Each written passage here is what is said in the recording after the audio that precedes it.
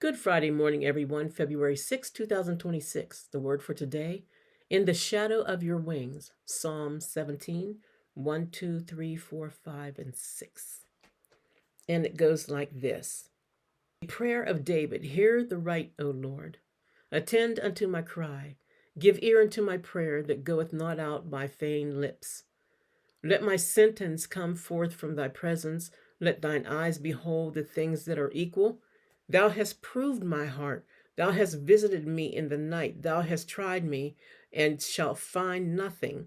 I am purposed that my mouth shall not transgress.